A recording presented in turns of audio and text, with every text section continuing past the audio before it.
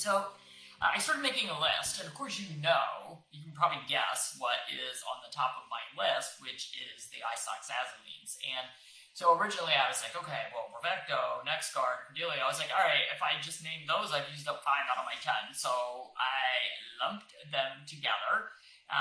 You can hide that. I lumped them together and said, okay, isoxazolines is just one of the 10 because I don't want to waste 5 on basically one product, because they're really all the same. So that was kind of on the top of my list, but then I started looking at things that I see used so many times that I think are just wrongly used, and we need to get people to understand some of the dangers with these. So in my talk, what I was going to do is list each group of drugs or each drug and then talk about what the side effects are. Because if people don't, if you just go, oh, this is bad, you shouldn't use it, that's not convincing. We've got to give evidence, things like bad things that can happen, how often they happen, how often we see them in practice. And I think with 38 years of experience, I have a pretty good handle on how often these things are seen. So, gabapentin has become like the wonder drug. I've gotten all my animals off of it. And I can't say that I have a huge problem with it, but it's not being used correctly is the big problem with it. So, but what's happened is I think the veterinarians they've got enough people complaining about non-steroidal anti-inflammatories that they're like, okay, I got to find something that isn't going to wreck the kidneys, wreck the liver, and wreck the gut. So let me try gabapentin. Okay, well now we just wreck the brain and their ability to walk and think. But hey, everything in moderation, and everything has to be done on an individualized basis of what is best for that particular animal. So here's some of the things on my list, and I would love for you guys to put in the comments. And somebody just said Veterol, and you know what? I debated whether to put Veterol on the list, and I think I should, so I'm glad you said that. I think my list is going to end up being more than 10. It might be the top 20.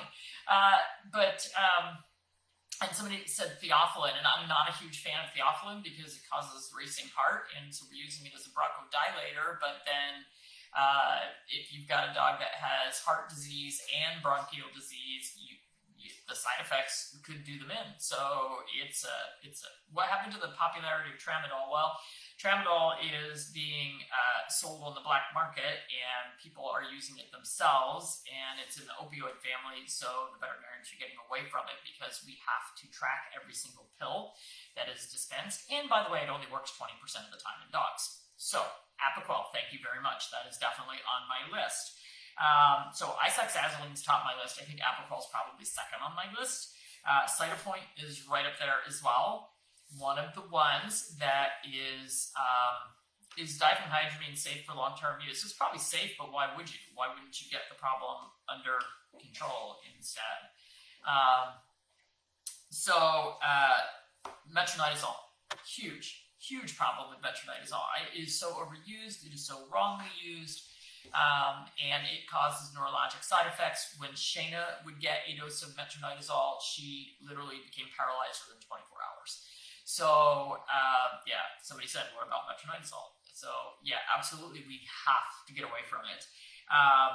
Long-acting steroids. And believe it or not, steroids like prednisone, they don't even hit the top 10. Not even in the top 10. But the long-acting steroids like Depomedrol and Vetalog, they're definitely in the top 10. You put it in, you can't get it out. And then your dog becomes diabetic from the steroids, and now you've got a diabetic dog with steroids on board for the next 6 to 8 weeks, and you can't get it back out. Get you started on Metro. Moxidectin, which nobody really thinks about that, but it's in some of our topical flea tick heartworm products, and it's also in the ProHeart 6 and the ProHeart 12. It's just as bad as the isoxazolines. And not only does it cause neurologic problems, it causes liver failure. So why are we using this one? Long-term use of desmopressin, you don't have a choice. Carprofen falls under that non-steroidal anti-inflammatories, and they're definitely on the list as well.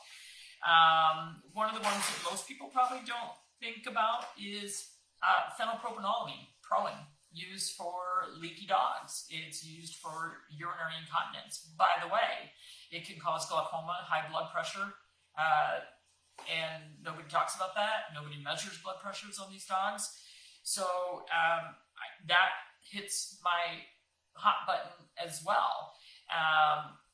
Royal canin hydrolyzed protein. Well, let's just say any prescription diets are crap, but they're not hitting my top 10 because I'm talking drugs. And I guess since it's a prescription product, maybe we could consider it a drug, but it really isn't.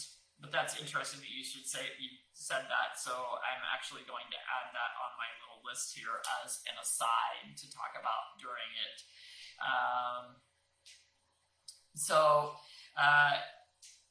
And then some of the antibiotics, metronidazole is actually an antibiotic. It's an antibiotic, antiprotozoal, anti-inflammatory, but there are some antibiotics that definitely cause serious issues. Did you know that fluoroquinolones can cause, so that's Baytril, Marbafloxacin, Zenaquin, those can cause neurologic issues. We see deafness with some antibiotics. We see kidney failure with some antibiotics.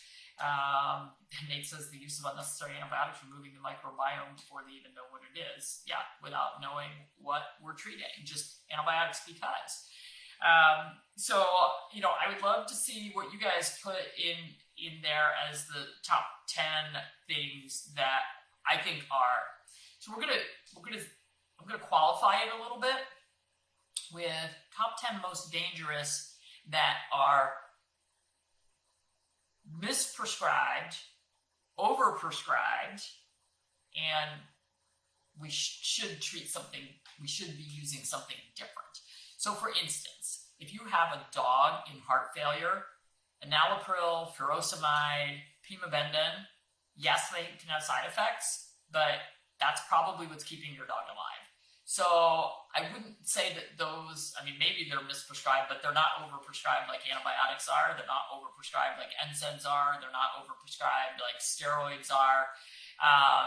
So we have to look at, what is the use of the drug, the overuse, the misuse, and the potential for really nasty side effects.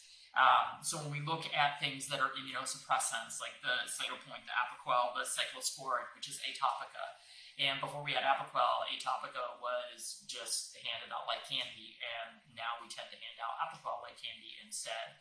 And so many problems with these drugs. I'm actually really looking forward to putting this PowerPoint presentation together. I'm really looking forward to showing the side effects and the problems. I